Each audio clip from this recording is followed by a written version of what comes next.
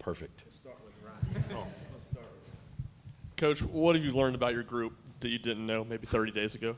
Probably the biggest thing that we learned about our group, Ryan, is how resilient of a group we have, but also I would also say the depth that we have, seeing some of the guys put in a lot of work, and we can see their intensity through repetition really starting to come out and come into play to where they're learning everything systematically, they're applying everything that we want them to be able to do fundamentally, and they're putting themselves in position where they're saying, Coach, I can be trusted and you can put me in a football game.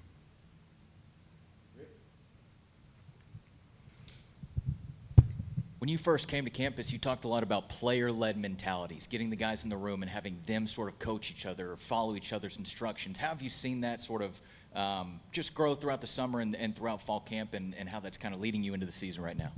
It's been really good being able to see the evolution of leadership happening within our room and within our football team as a whole.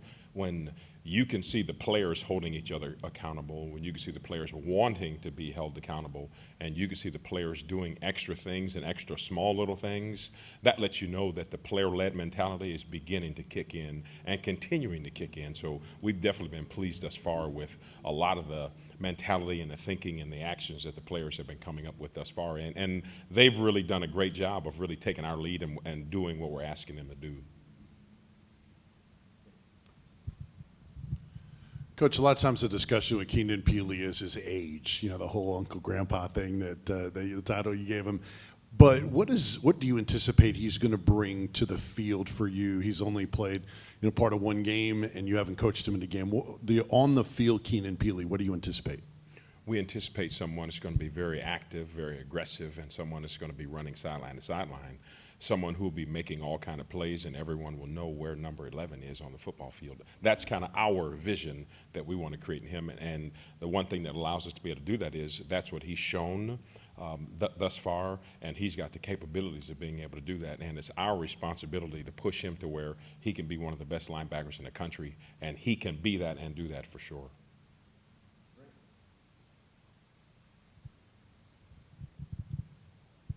How do you know when your group has had enough work to be a good tackling team, to be a good tackling unit to start the year? And where do you feel like your tackling is right now? That's one question you really never know. You don't know that until you're really actually in the battlefield doing it. The one thing that we do is we do practice our tackling often and all the time, but sometimes that's the one question where as a coach you're sitting back in the corner like, oh my gosh, please let's make sure this never shows its face. But from a teaching standpoint, you want to make sure that you always teach tackling to where whenever we're in some kind of padded day, there's going to be some tackling all the time to make sure you can get your players in position where their footwork and body position is where it needs to be so we can make those plays. But you really don't know until you're in the battlefield and it's there. Do you feel like you tackled well in the scrimmages? Yeah, from a scrimmage standpoint, yes. And one thing that we try to do is to make sure that we always, as well, take care of our football team. And that's where we've really seen, I think, a lot of growth and maturity happen on our football team, how everybody's taking care of each other. And when you have a chance to make your tackle, it's literally the one-shot, one-kill mentality to where you're making your tackle, you're doing what you're supposed to do, and you're making the play you're supposed to make when you're at the point of attack. Ryan and Rob. Just on a similar note, when you're weighing the individual pieces in your room, how much value do you put on actual game reps and game film compared to the total body of work from over the camps? It's a little bit of both, yeah, and some of it is when you think about just everyone in our room, there's not a lot of individuals who are quote-unquote returning that have a lot of game footage. So I have to go off of what I've seen and the ability to put them under some adverse conditions in practice and to see how they thrive in those moments, and that literally gives us a lot of trust in them. And also I want to let them know, hey, I trust you and you're going to go into the battlefield and you're going to do well. It's our job as coaches also to be able to breathe confidence into them to where there's no uncertainties from their standpoint when they hit the field also. Coach, how specific are the skill sets you want at your positions? I guess what in the depth chart can T-Lander and Caleb Pili, can they both come in and play either position? Yes, yeah, and that's something that we want. Now, when you think about the body types, there's some different things that T-Lander can do and versus Caleb Perry when you just look at the two body types. But we think they could both go in and apply the jobs and do the things that they're supposed to do. And one thing that we always want to do is to let our players know, even from a recruiting standpoint, you're going to be recruited to be a dual player. We never want to back you into a corner and say you only can do one thing, because if you want to make this your occupation, the more things you can do, the more value you're going to have to your football team. Ryan and Wes. Coach, what's the biggest jump you've seen in Arian Carter when you look back at his film from last season compared to where he is now, and what kind of camp has he had overall? I think the biggest jump that I've just seen overall from Arian Carter is just his level of preparation. You'll see he's someone where he will be the first person in the building, and during camp, he stayed here every day. He was in the film when we left. He was in the film room sending text messages about things that were going on during that particular day, or things that could have been going on or happening for the next day. To see his level of preparation and to see the things that he's doing for the group and for the team and for the unit on defense, that's what you want to see from a coach. So seeing his growth is probably one of the better things that I've been able to see. When you see him run, it shows up immediately that he is someone who can run fast and hit hard, and that's what we love to see. Yeah, well, the question I was going to ask was sort of asked a minute ago, so I'll spin it, or try to spin it, I guess. How many guys do you feel comfortable playing right now, in a game that's competitive? How do you feel about the depth overall? We feel pretty good about our depth overall, and there's, for us, if you understand the system, you make the plays you're supposed to make at the point of attack, and you know how to drive our defense, you'll have an opportunity to play. And what I would love to be able to do is to make sure we can play five, six players, and that's historically what I've been able to do, is to make sure that from a preparation standpoint, that number of guys have been prepared and that number of guys have played, and they all have a specific role. It may be someone comes in when it's third down and long, someone comes in when it's third down and short, someone comes in goal line short yardage, but being able to give those guys what you would say hope. Because if you know that you're going to be going to the football game, how much more are you going to be ready when it comes to your level of preparation? So when you do that for them, they're going to give it back to you in return. So I would love to be able to make sure from a group standpoint that we play. If you have a uniform on and you're ready to play, you're going to have a chance to play. We've talked a lot about Edwin Spillman throughout camp. How has he continued to progress, and what role do you see him playing on Saturdays? Yeah, Edwin is definitely progressing very well. He is someone, when you talk about being able to stuff and stop the run, that his body type fits exactly just that. He does not get moved when he's in there fitting.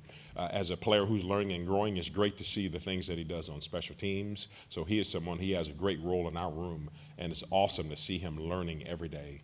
It's actually special to see him coming on with his smile, and he's learning. And when you have Keenan, Pili, and Arian Carter putting you up under their wing, you can only go up. So it's great seeing him continue to excel. You talked a little bit about Keenan back here. You talked a little bit about Keenan. Just how would you describe his drive and readiness to get back on the actual game field, since he only has that one game under him as a Vol? Yeah, it's for him. He is kind of mature beyond his age or time, but we all know he's a little more mature than everyone else. So it's kind of an oxymoron in the room. But to see his mindset, he knows he's just ready to go play. The good thing about this is he's had the opportunity and the exposure to be around a lot of good people, a lot of good coaches, a lot of good players. So he knows how to have himself ready and prepared to do his job on game day. I just can't wait to see him be able to go and apply it. That's our responsibility as coaches, to see him be able to be able to go do that. So he's ready, his mindset is right, and he knows he's doing everything he can to help the rest of the guys around him to be even better. Coach, back here. Yesterday, a big talk was the depth chart that we all got and how many kind of potential starters were listed. What goes into the strategy of releasing a depth chart without that certainty, and how much is it just you don't have to show all your cards, so you won't? Well, a lot of it is when you have competition at those respective positions. That's kind of how you may feel as a coach. Just for example, in the linebacker room, you can pick any two players, and they're going to be able to go apply their job and do what they're supposed to do as starters. And that's kind of how we feel as a staff. So I guess when you see someone who may be an or scenario, we feel pretty good about the next person being able to come in and being able to compete at a high level to help us compete for a championship. You talked about Arian growing in sort of his responsibilities in film room. He's put in the hours. How is his understanding of the film that he's looked at, and how have you seen him grow in that way? And that's where he and I have gotten closer. From my perspective, being able to help show him what he's looking at while he's looking at film or while he's watching film. So that's where he's really had the chance to really sharpen his laser. Just the conversations that he and I have when we're working in the film room. And that's literally where he's taken a lot of the big jumps, just because now he's understanding how to look at the film, what he's looking at, what he's looking for, what's the situation that's going on and presenting itself on the field. So that's where he's really kind of matured himself here over the last 7 months.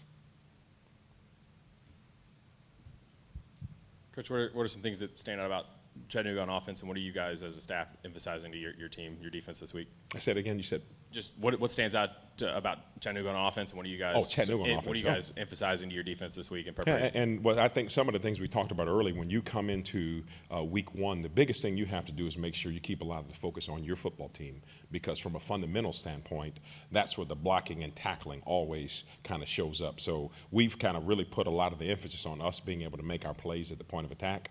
The one thing that we see that is fairly similar is you look at our offensive structure and scheme here at Tennessee and their offensive structure and scheme. It's all very, very, very similar. So we've been able to get a multitude of kind of the practicing when we're going against our offense. So that's been something that's been able to help us. We know that they're a very good they have a very good mature quarterback who's going to lead them. We know they have some new players at some of the big skill positions, like at the tight end, he's a returning guy. Running backs are going to be fairly new, so you don't know what you're going to get there. And from a receiver standpoint, we know there are some guys that the quarterbacks love to throw to. So we have to make sure that we're on our game and we apply all of our fundamentals coming into game one. The thing we're really focusing on is make sure we don't lose sight of us.